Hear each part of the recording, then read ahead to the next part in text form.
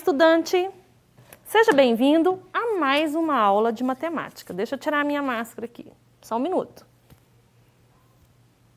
Deixa eu guardar.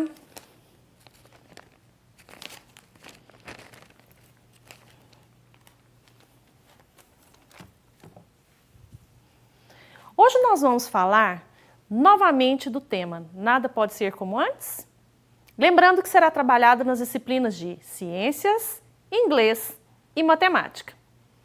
Na aula anterior, eu levantei um questionamento para saber se você concorda ou não com o tema, que afinal é uma pergunta, né? Eu disse que, na minha opinião, nada será como antes. E falei um pouco a respeito da situação em que estamos passando, a respeito da Covid-19, lembram? Citei o tamanho aproximado de um vírus. E para você ter uma noção o quanto esses vírus são pequenos, eu trouxe um vídeo. Vamos assistir?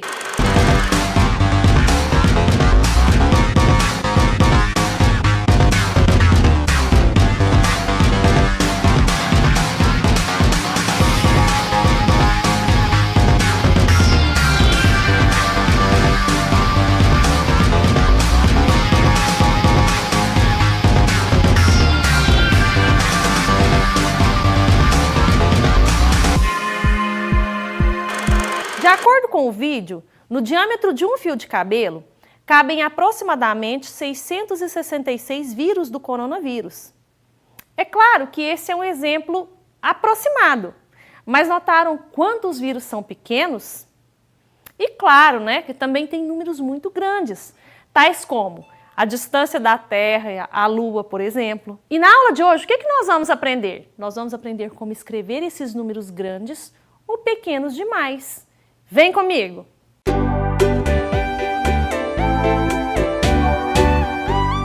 Na aula de hoje, para falar de notação científica, primeiro nós vamos precisar revisar a respeito de potência de base 10, que nós vimos há umas aulas atrás. Então, acompanha comigo.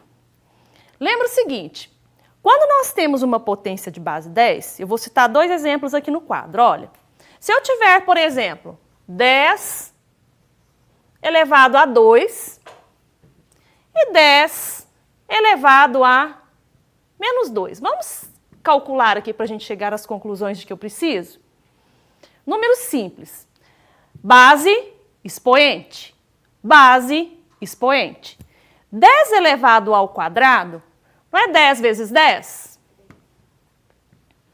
10 vezes 10 é 100, certo? Então, 10 ao quadrado e 100. E 10 elevado a menos 12? Nós vimos as propriedades das potências que falava assim, ó. Qualquer base elevada a um expoente negativo, como é que a gente faz para chegar ao resultado?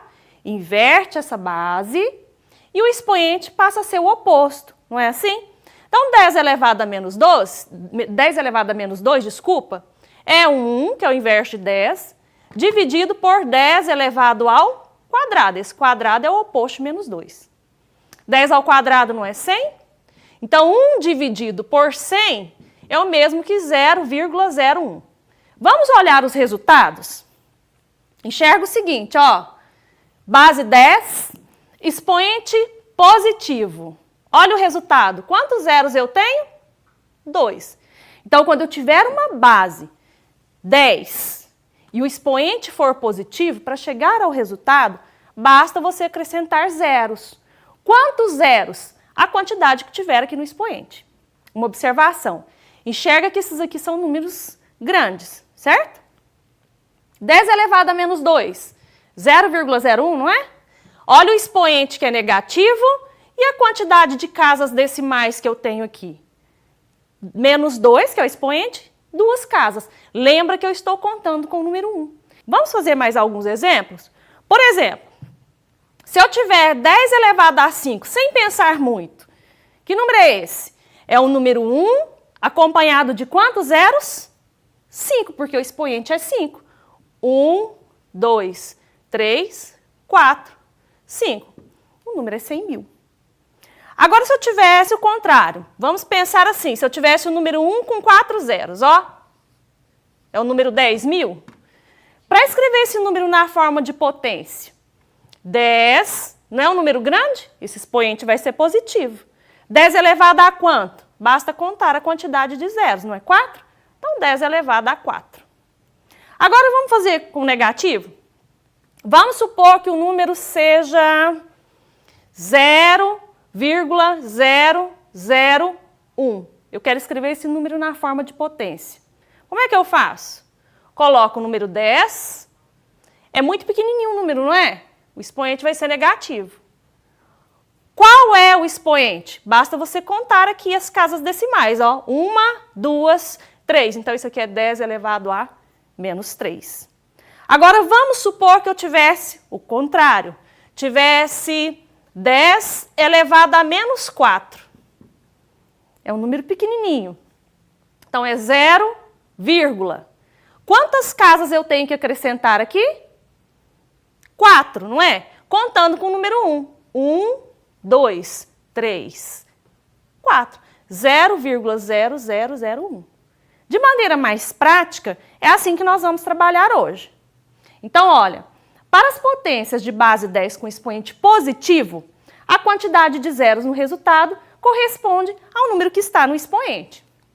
Já para potências de base 10 com expoente negativo, a quantidade de casas decimais do resultado é correspondente ao expoente.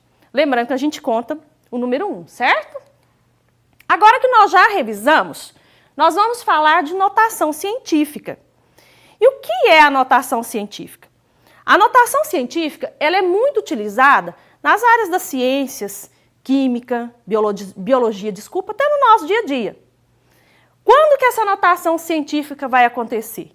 Quando eu tiver um número muito grande, como na nossa introdução, ou muito pequeno.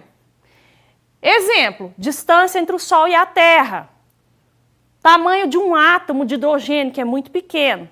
Então, a notação científica é o modo como ficou conhecida a técnica de escrever números reais muito pequenos ou muito grandes. Para isso, eu vou precisar da potência de base 10, ou seja, como nós podemos representar? Nós vamos representar através da potência de base 10. Então, as notações científicas, elas ficam assim representadas, ó. Eu vou ter um número, que eu vou falar que é A, vezes 10, vezes uma potência de base 10, ó, vezes 10 elevado a N. Uma observação interessante é que esse número que eu denominei como A, ele tem que ser maior que 1 e menor que 10. Senão, não é notação científica. Então, eu vou fazer um exemplo no quadro com vocês. Acompanha comigo o seguinte. Eu quero escrever o número 500 no formato de notação científica. Depois a gente vai fazer com números maiores e números menores. Só para vocês enxergarem o que acontece. A notação científica, lembra que eu falei que é um número A vezes 10 elevado a N, não é isso? Esse A, lembra que ele tem que ser um número que vai estar entre 1 e 10. Ou seja, 1 é menor que esse A e esse A é menor que 10. Vamos pensar no número 500. Pensando na potência de base 10. O 500, por exemplo, ele pode ser escrito assim, ó. 50 vezes 10, que é 10 elevado a 1, não é? Um número com uma potência de base 10. Mas isso aqui é notação científica? Não. Por que que não é? Porque o número 50, ele não é maior que 10. Então, esse número ele tem que estar escrito entre 1 e 10.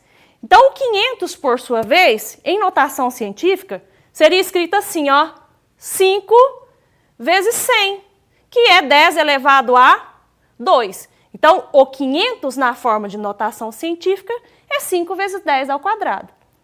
Quando nós escrevemos o 500, lembra que ele é um número inteiro? Pensa assim, ó, a vírgula vai estar aqui, não é?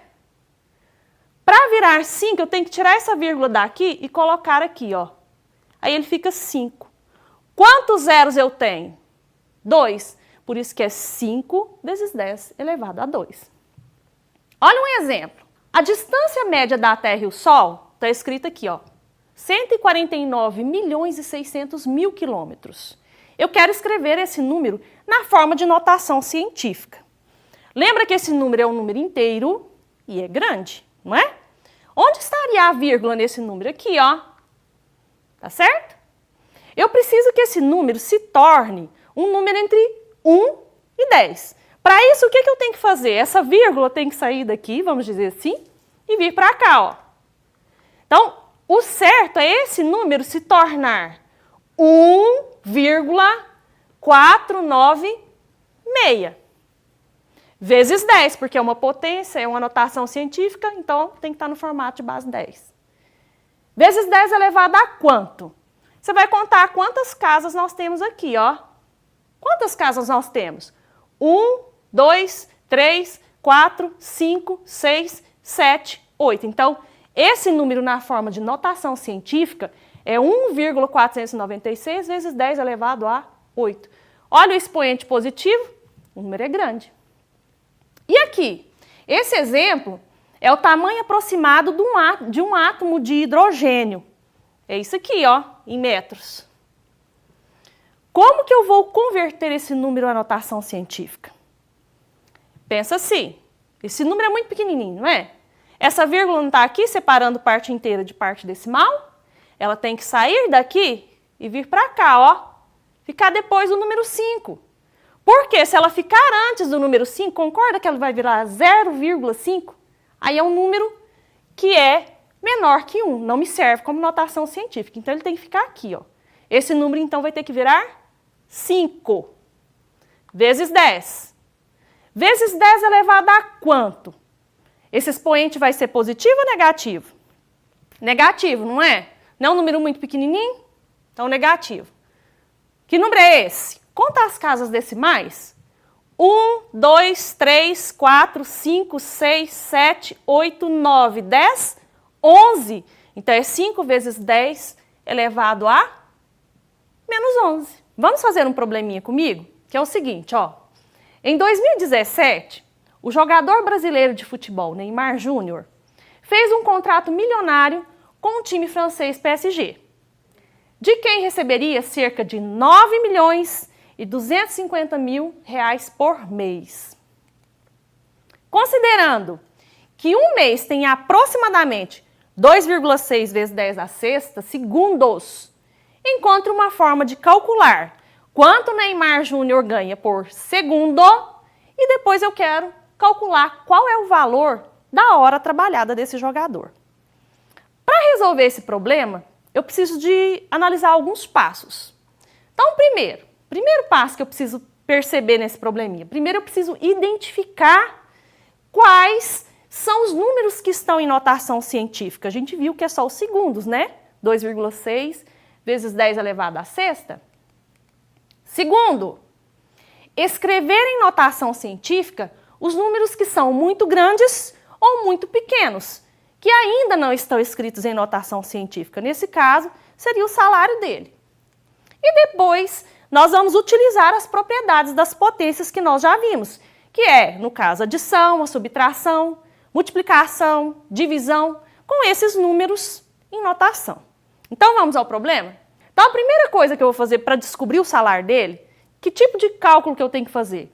Eu tenho que pegar o salário dele, que é de 9 milhões e alguma coisa aí, né? E dividir pela quantidade de segundos, não é assim? Mas o salário dele não está em notação científica. Então, o que eu tenho que fazer? Escrever o salário dele em notação científica, igual os exemplos que nós fizemos. É um número grande, não é? 9.250.000. Aonde que estaria a vírgula desse número inteiro, né? No final desse zero à direita aí, não é? Para ser em notação científica, esse número, essa vírgula, tem que ficar até entre o 9 e o 2. Então, seria 9,25, o A da notação científica. Vezes 10. Vezes 10 elevado a quanto? Vamos contar quantas casas decimais nós temos? Olha, o 2, que é uma casa decimal, o 5, e depois nós temos em seguida 4 zeros. Então, nós temos 1, 2, 3, 4, 5, 6. Portanto, o salário do Neymar em notação científica é 9,25 vezes 10 elevado a 6. Agora, nós vamos dividir. 9,25 vezes 10 elevado a sexta, dividido pelos segundos, que é 2,6 vezes 10 à sexta. Nós podemos simplificar esse 10 elevado à sexta do numerador com o denominador, não é isso? Simplificando, nós temos que 9,25 será dividido por 2,6. Essa divisão, gente, dá aproximadamente R$ 3,56 por segundo. Isso é o que ele recebe por segundo. E em horas? Vamos pensar? Bom, para descobrir em horas, eu tenho que converter em segundos, que eu acho mais fácil. Então, 1 hora tem 3.600 segundos. Que conta que eu faço agora? 3.600 segundos vezes R$ 3,56. Nós chegamos ao valor de R$ 12.816 por hora. Agora nós vamos falar de radiciação. O que seria a radiciação? A radiciação é a operação inversa da potenciação. Ou seja, enquanto a potenciação é uma multiplicação na qual nós temos fatores iguais, a radiciação procura nos dizer, né, que fatores são esses, dado o resultado dessa multiplicação. Quem seriam os termos da radiciação? Olha aqui, na radiciação nós temos esse símbolozinho aqui, ó, que é o radical. Temos aqui, vou falar que é N. Isso aqui a gente chama de índice. E aqui dentro, ó, nós temos né, radicando. Então, por exemplo, lembra que ele é o inverso da potenciação? Se eu tiver, por exemplo, 5 elevado ao quadrado, nós já conseguimos entender, nós já aprendemos, né, que 5 ao quadrado é o mesmo que 5 vezes 5. Que dá quanto? 25. Se eu quisesse saber a respeito da radiciação, como é que eu faria? Eu faria assim, ó. Quanto é a raiz quadrada de 25? Esse expoente, ele veio aqui para o índice, ó. Isso aqui é chamado de raiz quadrada, mais uma vez. É quadrada por causa desse índice 2. E outra, esse índice 2, ele não precisa ser escrito. É tanto que nas calculadoras que a gente tem no nosso dia a dia, você vai encontrar só o símbolo de raiz. Correto? Então, o 25 é chamado de quadrado perfeito também. Por que que ele é um quadrado perfeito? O quadrado perfeito é qualquer número natural que possa ser representado pelo quadrado de um número também natural. Apenas os quadrados perfeitos possuem raízes quadradas exatas. A raiz quadrada é um caso particular de radiciação, no qual o índice do radical é igual a 2. Ou seja, é a operação inversa das potências com expoente igual a 2. Existe só raiz quadrada? Não, né, gente? Existe raiz cúbica, raiz quarta, e aí vai. O jeito de calcular é o mesmo, tá? Só que para a raiz cúbica, por exemplo, o expoente seria igual a 3. Então, toda raiz quadrada é o resultado daquilo que a gente chama de um quadrado perfeito. Vamos fazer alguns exemplos no quadro? No quadro, eu trouxe alguns exemplos que vão demonstrar algumas características pertinentes à nossa aula. Então, primeiro exemplo, eu quero saber quanto é raiz quadrada de 121. Lembra que é raiz quadrada porque tem um índice 2 que não precisa ser escrito. Então, o que eu tenho que pensar? Qual é o número que elevado ao quadrado, ou vezes ele mesmo, dá 121? É 11. Por quê? Porque quando eu faço 11 vezes 11, isso aqui dá 121. Então, o número é 11. Correto? Assim, nós fazemos todos. Raiz cúbica de 8, 125 avos. Não é raiz quadrada, é cúbica, então tem que pensar. Lembra que é uma fração? Eu faço para o numerador e para o denominador nesse caso. 8, eu quero saber qual é o número que é elevado ao cubo, ou vezes ele mesmo, desculpa. 3 vezes dá 8. É 2. Por quê? 2 vezes 2 vezes 2 é 8, não é? 2 vezes 2, 4 vezes 2, 8. Então, no numerador é 2. E no denominador? Qual é o número que vezes ele mesmo? 3 vezes dá 125. 5, não é? 5 vezes 5, 25. 25 vezes 5 é 125. Então, aqui é 5. Difícil? Fácil demais, não? Olha esse, 0,64. Esses números decimais, às vezes, ficam difíceis da gente enxergar. Então, vamos transformá-los em fração. 0,64 não é 64 centésimos? Agora ficou fácil, olha lá. Uma raiz quadrada com numerador e denominador. Número que vezes ele mesmo dá 64. 8, não é? 8 vezes 8, 64. Então, no numerador eu tenho 8. Raiz quadrada de 100. Número que vezes ele mesmo dá 100. 10, exatamente. 8 décimos. 8 décimos é o mesmo que 0,8. Então, raiz de 0,64, 0,8. Simples, não é? E raiz quadrada de menos 9? Raiz quadrada de menos 9 não existe. Por quê? Qualquer raiz que tenha um índice par e dentro dela tem um número negativo, não tem valor real. Vamos provar? Vocês falam para mim assim, professor, eu acho que é o número 3. Não é assim? Então, vamos pensar. Se eu fizer 3 vezes 3, porque ele é raiz quadrada, dá 9, não dá menos 9. Ah, professora, eu vou fazer menos 3 então. Menos 3 vezes menos 3. Menos com menos mais, 3 vezes 3, 9, dá 9. Ah, professora, então vou colocar um negativo e um positivo. Agora sim. Menos com mais menos, 3 vezes 3, 9. Ok, mas menos 3 e mais 3 não são a mesma coisa. Dever 3 é uma coisa, ter 3 é outra coisa. Então, isso aqui, pessoal, ó, não existe em números reais. Lembra que tem que ser índice par, não é só raiz quadrada. Se for raiz quarta, raiz oitava e o número negativo estiver aqui dentro da raiz, ele não tem valor real, tá certo? E menos raiz quadrada de 100? Essa é fácil. Nós vimos que raiz quadrada de 100 no exemplo anterior é 10, não é isso? Porque 10 vezes 10 é 100? Então, raiz quadrada de 100 é 10. Olha, tem um sinal de menos aqui, ó. Então, menos 10. Enxerga que o menos está fora da raiz nesse exemplo. Aqui ele está dentro da raiz. Olha o detalhe. Raiz cúbica de menos 64. Professora, não existe, porque a senhora disse que o número negativo dentro da raiz não existe, valor real. Meninos, para índice ímpar, existe. Porque a hora que você faz o jogo de sinal, tem como resultado dar menos 64. Quem é esse número? Menos 4.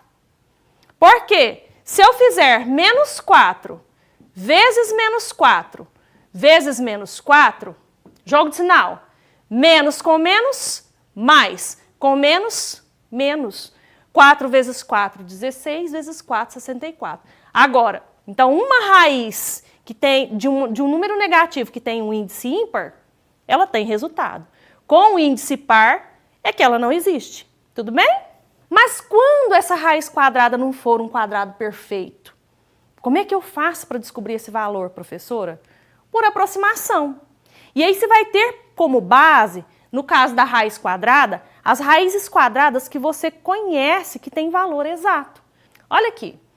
Para entender, nós vamos calcular o valor de raiz quadrada de 58. Então, lembra que é por aproximação? Eu tenho que pensar quais são as raízes exatas que estão, que a raiz quadrada de 58 está entre elas. Então, antes de raiz quadrada de 58, qual é a última raiz quadrada com valor exato? Não é raiz quadrada de 49, que é 7? E depois do 58, qual é a próxima raiz quadrada que dá valor exato? Raiz quadrada de 64, que é 8. Então, eu sei que raiz quadrada de 58 é um número que vai estar entre 7 e 8. Ou seja, ele vai ser 7, alguma coisa. Se eu quiser descobrir quanto é essa alguma coisa, lembre que isso vai ser um número irracional, eu tenho que ir por tentativa. Então, eu já sei que ele vai dar 7, alguma coisa. Então, vou testar o 7,1. Faço 7,1 ao quadrado. Então, dá 7,1 vezes 7,1, dá 50,41. É menor que 58. E aí você vai fazendo. Vocês vão observar que aqui onde está 7,6 ao quadrado, 7,6 vezes 7,6 dá 57,76. E 7,7? 7,7 ao quadrado, 59,29. Então, eu sei que raiz de 58 vai estar entre 7,6 e 7,7. Por quê? Esses números decimais aqui, ó, 57,76 e 59,29, o 58 está entre os dois. Então, com uma casa decimal, eu consigo identificar que a raiz quadrada de 58 é 7,6. E se fosse com duas? Aí eu ia fazer o mesmo teste, acrescentando mais uma casa decimal. Tudo bem? Eu quero falar agora a respeito de potência com expoente fracionário. Porque, na verdade, vocês vão enxergar que esse expoente fracionário, na verdade, é uma raiz. E nós vamos comprovar isso. Então, nós podemos estabelecer uma relação entre uma potência com expoente fracionário e uma raiz. Então, para representar a potência 3 elevado a 5 meios como uma raiz, vamos considerar primeiro. Eu vou dizer que 3 elevado a 5 meios é x, correto? E esse x vai ser maior que zero. Primeira coisa, x elevado ao quadrado não é x vezes x? Eu não disse que x é 3 elevado a 5 meios?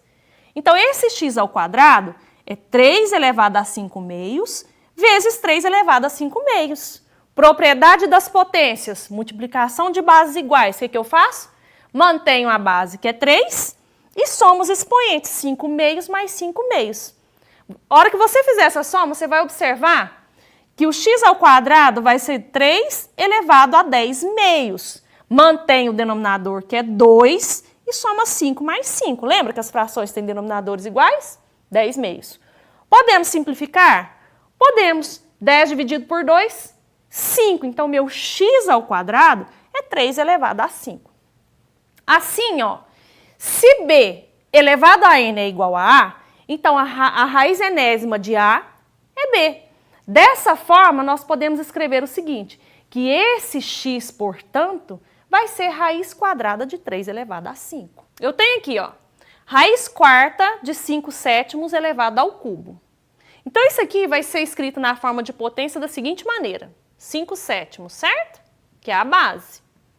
Quem está na sombra vai para o Sol. Quem está no Sol vai para a sombra. Então, o 4 que está no Sol, ele vai para a sombra. Ele fica aqui embaixo, no denominador. E o expoente 3 que está na sombra vai para o Sol. Então, ele vem para o numerador. Então, isso é o mesmo que 5 sétimos elevado a 3 quartos.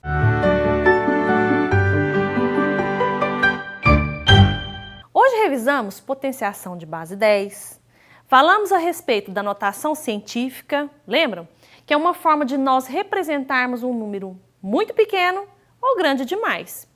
Vimos o conceito de radiciação, de potências com expoente fracionário e na próxima aula de matemática nós vamos ver a respeito das propriedades das raízes.